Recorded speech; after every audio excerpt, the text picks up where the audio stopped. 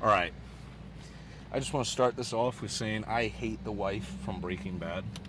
I've never actually even watched the series all the way through, but I have watched.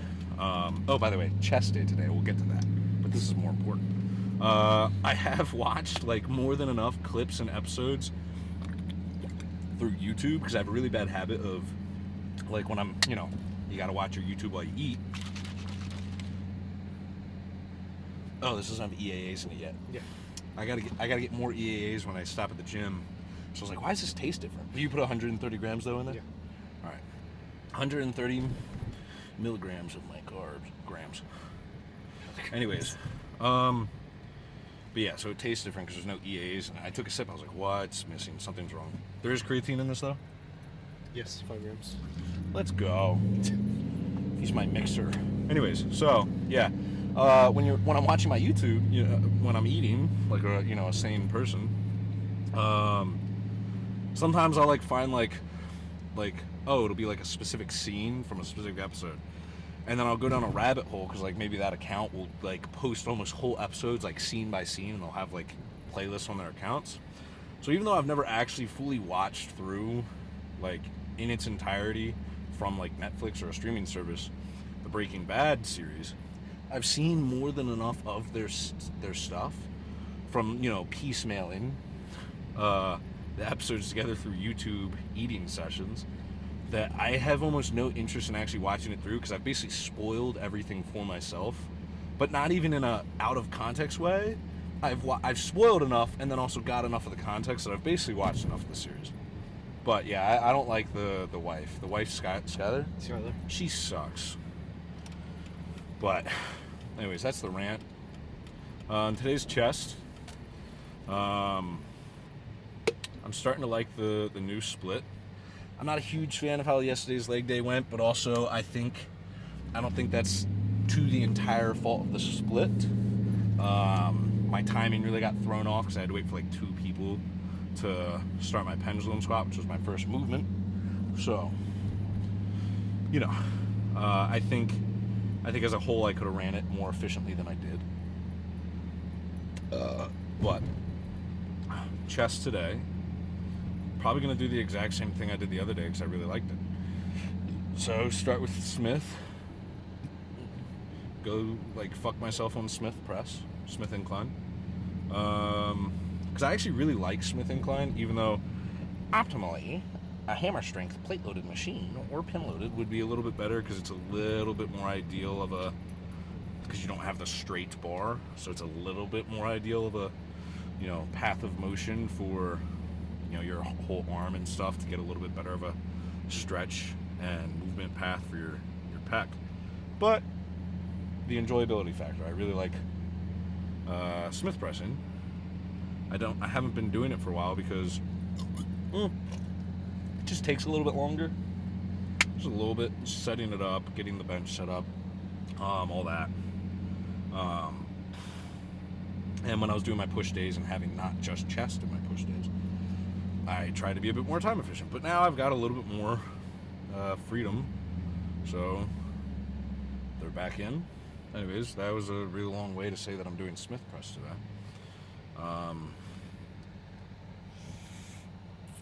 What else? Oh, dude, I think Wyland keeps fucking with my seat. Every time I get in it, it's uncomfortable. Anyways. No, not yet. I still have to get through the rest of the workout that I'm doing. Yeah, so after incline press, I'm not thinking, I'm going to go to, I think I did decline last time. Then after decline, I'll do the converging press, which is kind of like decline. I don't know. It's called the ISO wide press, chest press. I don't know. It's a hammer strength machine. It's got a really shitty starting point, so I'll put blocks in, as you guys saw me do last week. But it's got a really nice squeeze because you start out, it's not just a press, it's like a press and a fly type motion. Yeah, and then I'll finish off with pec deck. So 4 movements, anywhere between 2 to 4 sets per thing. depending on just how I'm feeling. So today at its smallest could be an 8-set day. Probably won't be. And at its most, if I'm feeling like a crackhead, it might be a 16-set day. Oh, but that's not optimal. But yes, but as I've ranted about before, I think optimal, statistics and stuff like that should be a suggestion. But I don't mean that in a degrading way or an insulting way. They should be a highly regarded suggestion. And it should be almost your starting point, if that makes sense. And the reason why I call it a suggestion is because everybody's different. Some people might respond better to, like, I'm going to use arbitrary numbers. If 8 sets a week is the optimal number, there's some people that might grow slightly better off of 7 or off of 9. 8's an average. But more importantly, or not more importantly, as I've also said, there's a legitimate aspect to the enjoyability factor of your workout.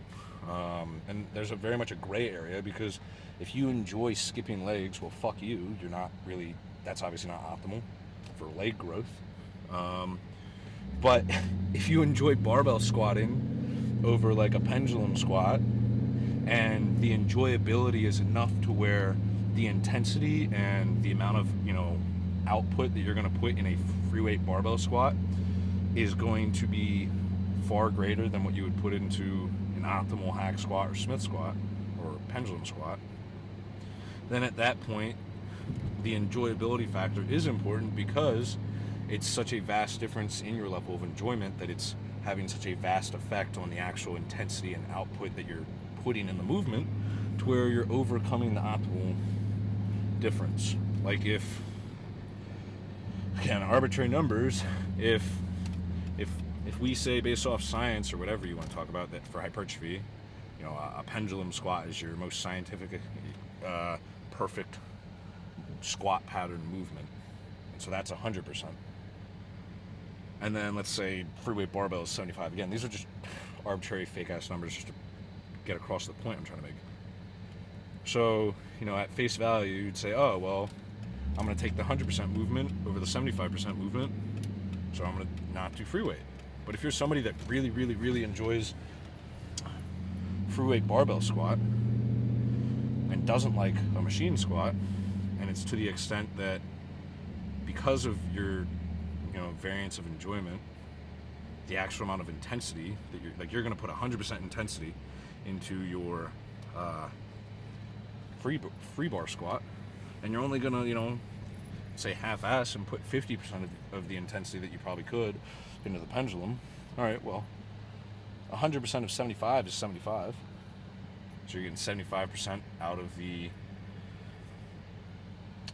free weight, but 50% of 100 is 50. And so now, oh, would you look at that? Now the free weight barbell squat is, for your case, going to be more effective and probably grow you better than going the optimal route. So there's not everything's so black and white. In fact, it's probably more gray area than it is black and white. Like, so many people want to, what's the best split? What's the best workout for this? What's the best, I can tell you what, scientifically might be the most efficient, but then you also have to, on your own judgment, what is going to work best for me. Like, a stupid example, but an example. A very optimal, ideal food choice in terms of, making a diet for a bulk. Hey, your protein sources are going to be lean chicken breast and maybe lean red meat. And your fat sources are going to be like whole eggs and avocados and some salmon or red meat. And then your carb sources are going to be ideally rice. All right, that's great. You got a great diet base foundation built. Oh, now let's say that you have an extreme allergy that'll kill you if you ingest chicken, rice, or avocados. All right, well, maybe that super optimal setup and foundation might not be the best for you. So use your judgment. Maybe don't eat the rice if you're allergic to the rice, just because the science says that it's best. Now, that also doesn't give you the right to then say, oh, because rice doesn't work for me, the science is wrong. No, the science is still correct. You're just an outlier or whatever. Anyways, Jim, I'll see you. All right, Smith.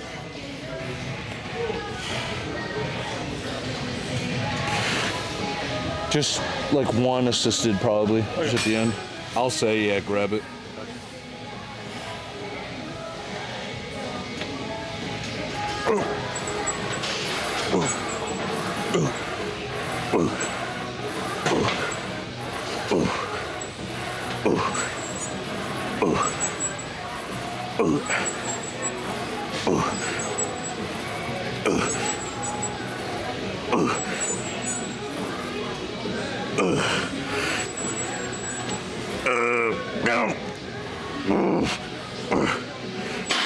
Yeah. Go. Oh.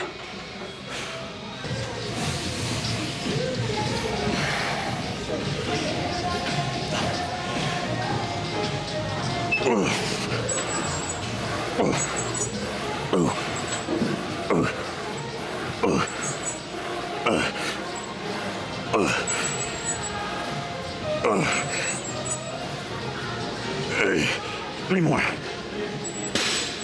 Yeah, three more.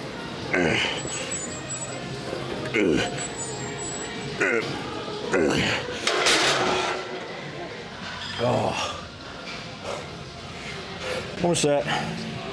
Drop the weight a little bit. Stay in a good rep range. Oh. Maybe I'll be cool and do the cool guy grip today. Probably not. I usually only do that if it's like 2 plates or less. I don't like doing suicide grip on anything heavier. Yep, no, I lied. Ooh. Ooh. Ooh. Ooh. Ooh.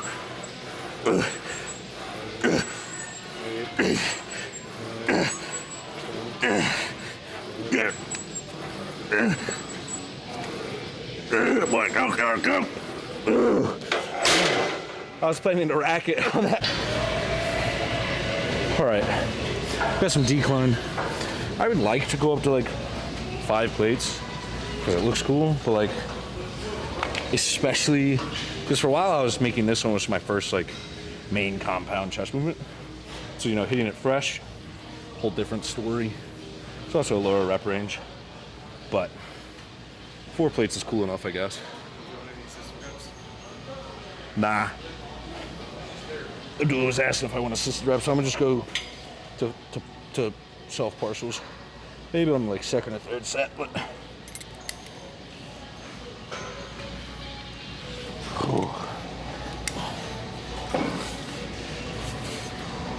Ooh.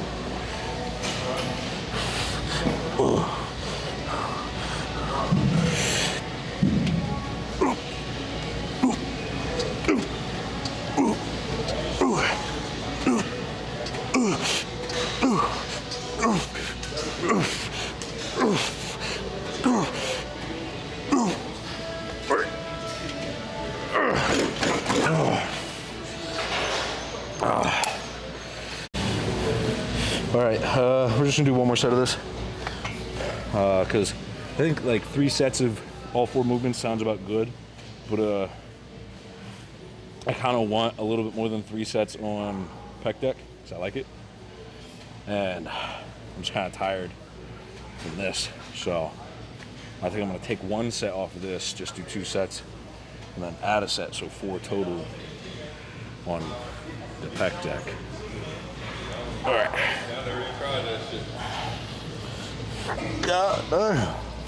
Click it or ticket.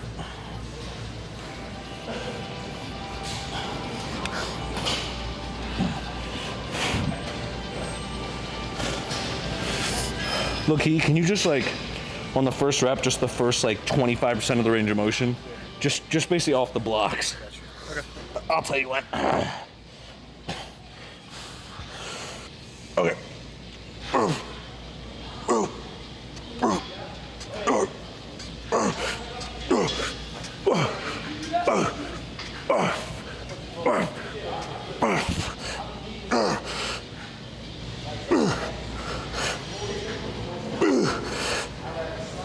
All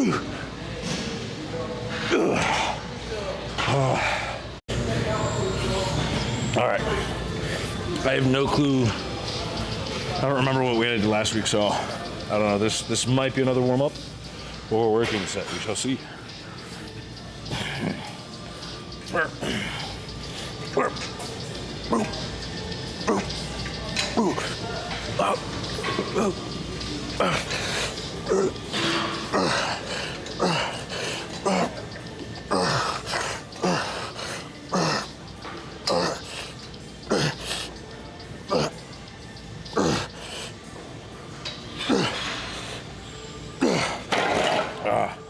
A little too late, but we'll count it. Yeah.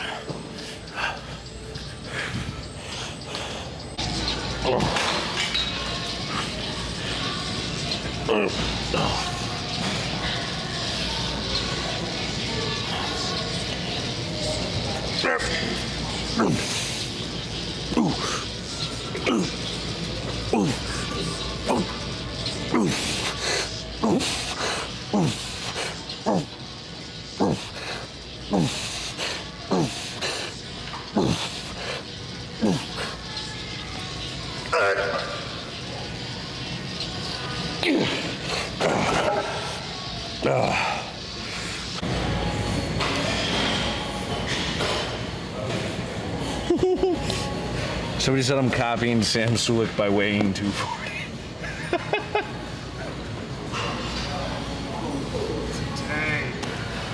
I hate this life that we live.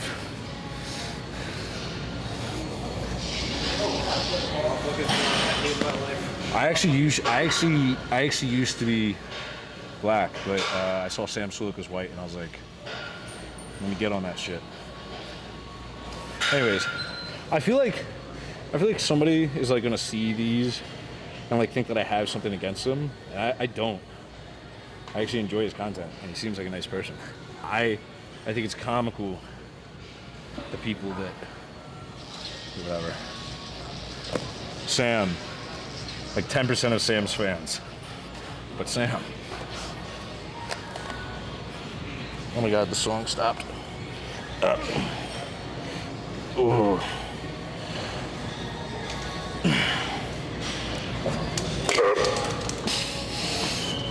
No.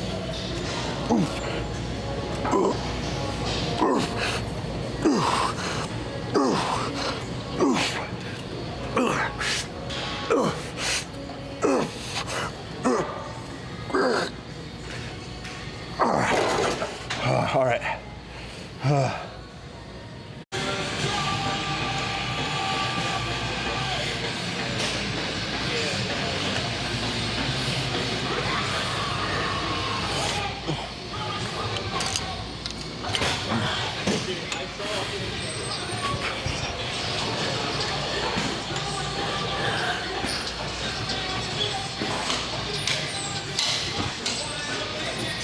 All right. That's 4 sets.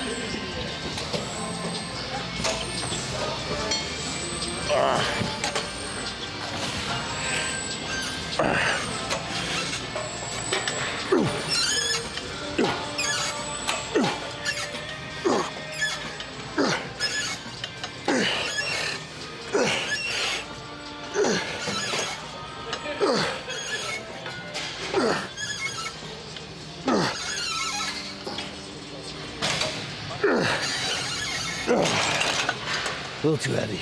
All right.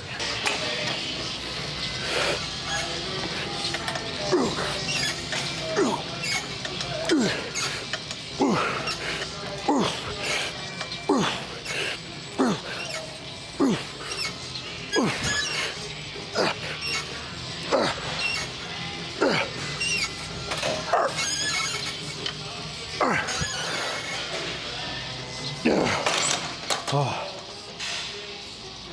Ow.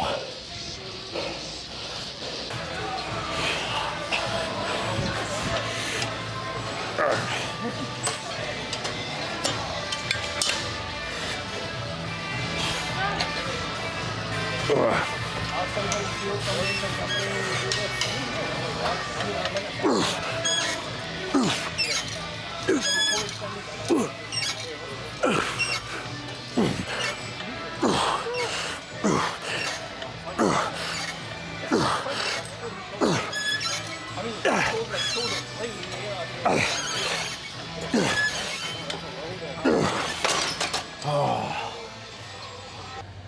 right, I was gonna put the pump cover back on because I had to poop after we finished. I was like, "Oh, I got a good pump," but then I lost it because I had to go poop. So I don't know. Body dysmorphia isn't getting me too bad, so we're gonna leave it off. But quick recap, quick poop and fart of the lift. Went good. I am definitely digging the new split. As I said, it's really nice being able to just like absolutely fuck like whatever, you know, muscle group you're kind of focusing on, and not have like any moment during the lift where you're almost like, let's say you're doing chest, and you know, if it was a push day, you're doing chest, and then you know you're feeling that euphoric high of like a nice ass chest day, and then like you're about to finish chest and you're like, ah shit, you remember you still have like triceps or shoulders or whatever else you have. Whereas this is literally just, oh dude, I'm just, you know, riding the wave, and then you get to go home. So yeah, I think I recorded every set, I think, except for I know I didn't record my last set of pec deck, just because I think I was chatting. I think somebody was asking me, I was helping a guy next to me with his rear delt thing, and then he was just kind of like chatting a little bit, so I ended up forgetting to press record. But there's a few questions, which I know I've been forgetting to do those the past few days, so Abdullah's going to read those off and just speak them into your mic. Any tips balancing gym and studies? Gym and studies. I mean, like, I don't know how to like answer this other than just like the most generic, like time management, obviously. So I guess, you know, the shortest, simplest way I can put it, there's two things. One, you need to figure out what you're going to prioritize. If you're going to be serious about your schoolwork, especially if you're a college student, if you're serious about your schoolwork and you want to be serious about the gym, you're going to have to pull back from other aspects. For example, you might not go out as much as other people, or maybe even as much as you want to, or at all. You know, if you've got a hard major, you've got a heavy workload, and you want to be serious about your studies and your schoolwork, then you got to decide, okay, like, if these are my two priorities, is going out, forgetting about the whole, you know, detriment of drinking and, you know, the physical aspect of your progress, the simple time alone. You got your time that it takes to you know, pre-game, then you're out and you're with your friends, and that's all time that you can be spent either studying, doing homework, sleeping, etc. And then you're probably going to feel like shit the next day. So there's that. What's going on? There's a cop with his lights on. Silly goose. Silly goose. Yeah, you can't park there at all. And then, just real quick, because I'm ranting too long on this one question, but the other thing is that might be helpful in the time management aspect is you can try scheduling out your day, or a tentative schedule of what you want your day to look like. Very similar to the gym. If you go to the gym, you'll probably notice a big difference in the efficiency of your session if you have a plan or a routine in mind of, all right, I'm going to go in and I'm going to hit this, this, and this, as opposed to figuring it out as you go. Your day is no different. So that's what I like doing. Next one. What do you do if you get surgery and a respiratory infection at the same time not to lose gains? Surgery and a respiratory infection at the same time and not lose gains? Give up. Just at that point you need to focus on healing, because that's a very fucked situation. It's a lot of stress on your body. Do your best to try and get in as much nutrients and calories as you can.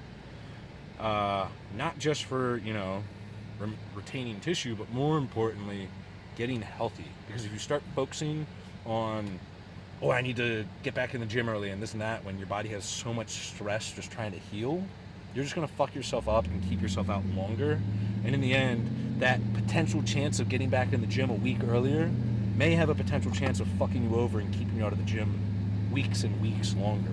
So prioritize health and recovery, and feed yourself plenty of nutrients and calories and hydration.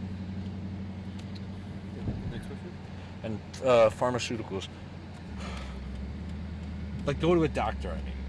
shot. Not that. But yeah, next question. How has training improved other aspects of your life besides just physical? So all right. Nobody knows how to drive here.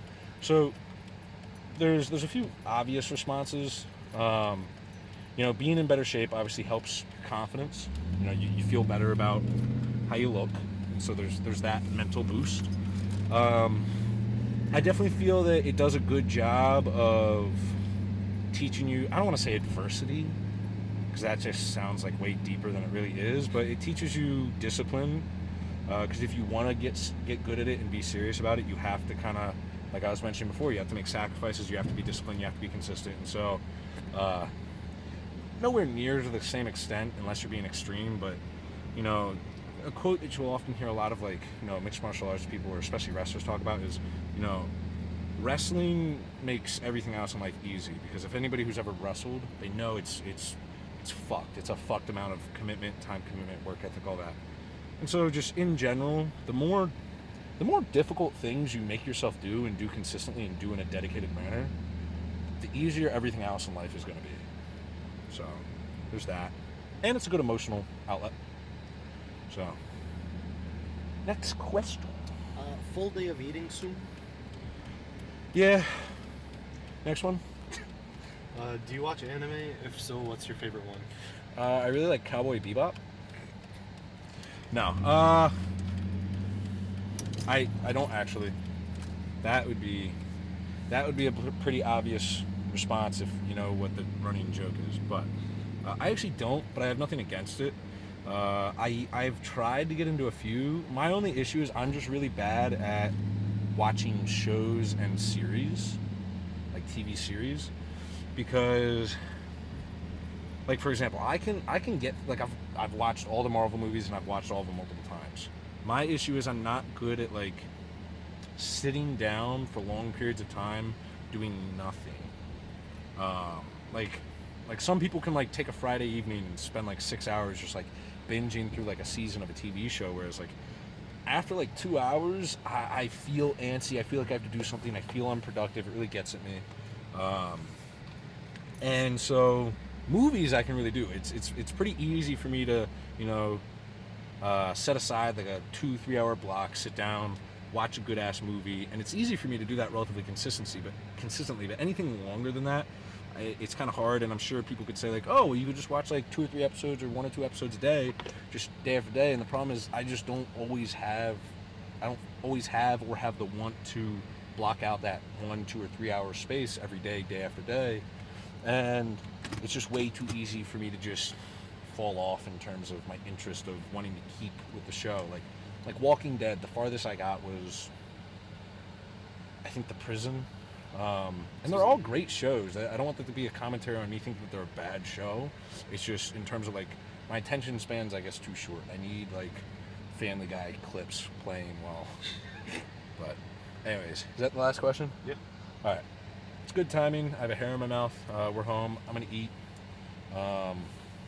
Meal is going to consist of egg whites, bagels, pineapple, cream of rice, raw honey, and cinnamon.